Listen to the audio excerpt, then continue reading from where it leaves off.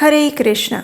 चैत्र नवरात्रि के आज चौथे दिन आप सबका स्वागत है। चैत्र नवरात्रि के चतुर्थ दिन पर माता कुष्मांडा की पूजा आराधना की जाती है। इसे देवी दुर्गा का चतुर्थ स्वरूप माना जाता है। देवी कुष्मांडा मुस्कुराती हुई देवी के नाम से भी जानी जाती हैं, जिनकी 8 भुजाएं हैं और अपने हाथों में अनेक प्रकार के अस्त्र शस्त्र धारण करती हैं। तो चलिए आज चैत्र मास के चतुर्थ दिन पर हम देवी कुष्मांडा से जुड़ी हुई एक पौराणिक कथा का श्रवण करते हैं। अगर आपको आज की हमारी ये कथा अच्छी लगे तो आप हमारे व्हाट्सएप कम्युनिटी ग्रुप के साथ भी जुड़ सकते हैं, जिसका लिंक नीचे डिस्क्रिप्शन बॉक्स में दिया गया है। वहाँ आपको प्रत्येक नवरात्रि और अन्य अनेक पर्वों के विषय में और भी जानकारियाँ हम साझा करते रहते हैं। तो चलिए आज की कथा आरंभ करते हैं।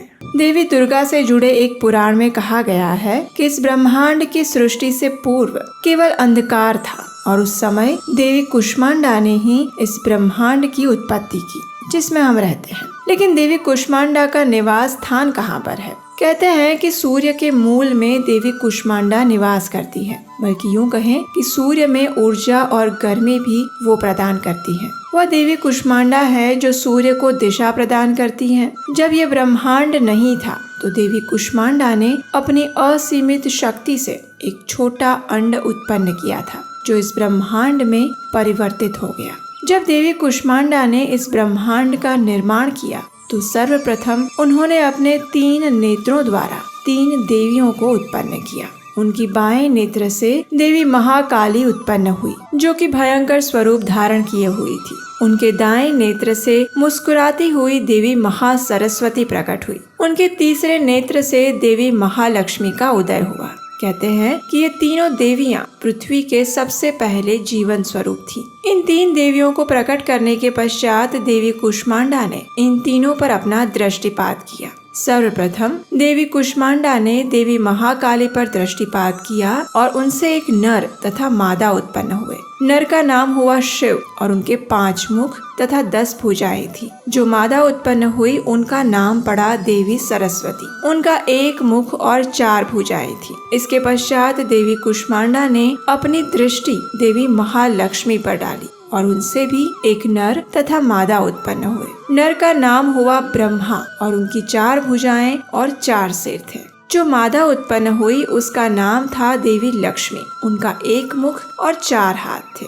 इसके पश्चात देवी कुष्मांडा ने अपनी दृष्टि देवी महासरस्वती पर डाली और इसी क्रम में एक नर और मादा उत्पन्न हुए। नर का नाम श्री विष्णु रखा गया और उनका 1 सिर और 4 भुजाएं थी। मादा का भी 1 सिर और 4 भुजाएं थी और उनका नाम शक्ति हुआ। और इस प्रकार जैसे कि आप जानते हैं, देवी लक्ष्मी ने भगवान विष्णु को अपने वर के रूप में चुना। शक्ति ने भगवान शिव से विवाह किया और देवी सरस्वती भगवान ब्रह्मा की अर्धांगिनी हुई। विवाह उपरांत इन तीनों दंपतियों ने इस ब्रह्मांड को जीवों से भर दिया। जब ब्रह्मांड में सृष्टि का कार्य पूर्ण हो गया तो देवी कुष्मांडा ने इन सब को पुनः अपने में समाहित कर लिया और इसके पश्चात देवी कुष्मांडा भी स्वयं ऊर्जा से भरे हुए एक गोले के रूप में विद्यमान हो गई, जो इस संपूर्ण ब्रह्मांड को गर्मी तथा ऊष्मा प्रदान करता है।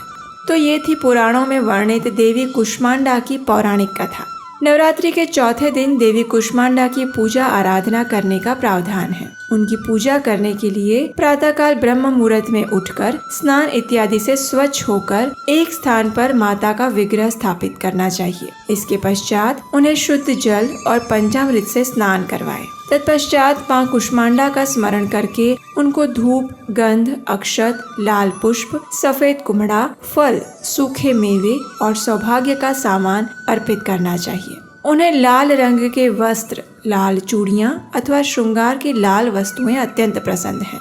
इस दिन साधक का मन अनाहत चक्र में स्थित होता है और इसलिए इस दिन उसे अत्यंत पवित्र और अचंचल मन द्वारा माता कुष्मांडा के स्वरूप को ध्यान में रखकर पूजा और उपासना करनी चाहिए। माँ कुष्मांडा की उपासना से भक्तों के समस्त रोग और शोक नष्ट हो जाते हैं। इनकी भक्ति द्वारा आयु, यश, बल और आरोग्य में वृद्धि होती है। माँ कुष्मांडा अत्यंत अल्प सेवा और भक्ति द्वारा भी प्रसन्न हो जाती हैं। इसलिए मनुष्य को सच्चे हृदय से उनके शरणागत होना चाहिए और जब वह ऐसा करता है तो वो अत्यंत सरलता से परम पद की प्राप्ति कर सकता है। मनुष्य को शास्त्रों और पुराणों में वर्णित विधि विधान के अनुसार माँ दुर्गा की उपासना और भक्ति के मार्ग पर अहरनिश अग्रसर होने की प्रार्थना करनी चाहिए। माँ के भक्ति मार्ग पर कुछ ही कदम आगे बढ़ाने पर भक्त को उनकी कृपा का सूक्ष्मतम अनुभव होने लगता है। यह दुख स्वरूप संसार उसके लिए सुखद और सुगम बन जाता है।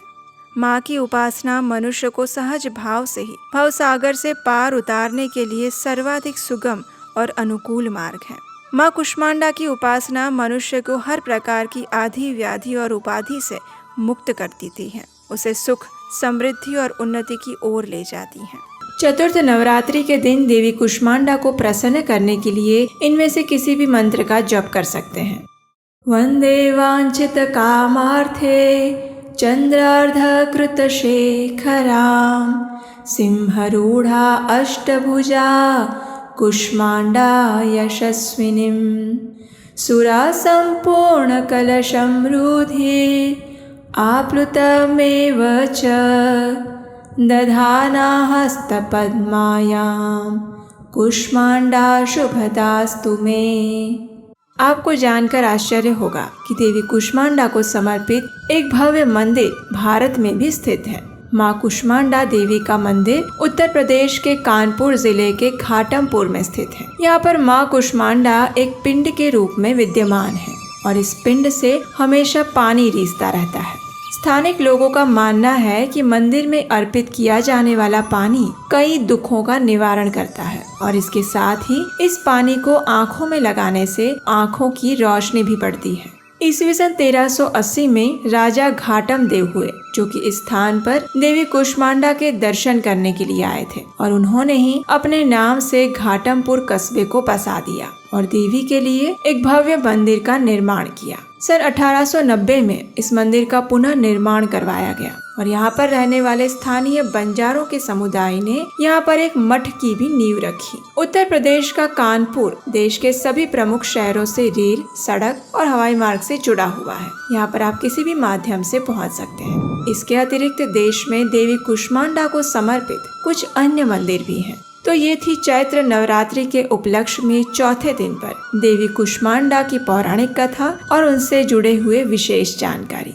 ये वीडियो आपको कैसा लगा, ये हमें नीचे कमेंट बॉक्स में लिखकर जरूर बताइएगा। हमारे शास्त्रों की इन पौराणिक कथाओं को सुनना अगर आपको अच्छा लगता है और आप चाहते हैं कि इस कार्य को हम ऐसे ही आगे बढ़ाते रहें और आप इसमें हमारी सहायता करना चाहते हैं तो स्क्रीन पर दिए गए नंबर पर अपना आर्थिक योगदान भेज सकते हैं। और अगर आप पहली बार इस चैनल पर आए हैं और अभी तक आपने सब्सक्राइब नहीं किया तो याद से नीचे सब्सक्राइब बटन पर क्लिक कर दीजिए और नोटिफिकेशन भी ऑन कर लीजिए ताकि नवरात्रि की आने वाली कथाओं को भी आप बिना मिस किए सुन सके। और हम आपसे मिलेंगे नवरात्रि के 5वें दिन की कथा के साथ बहुत जल्द। हरे कृष्ण।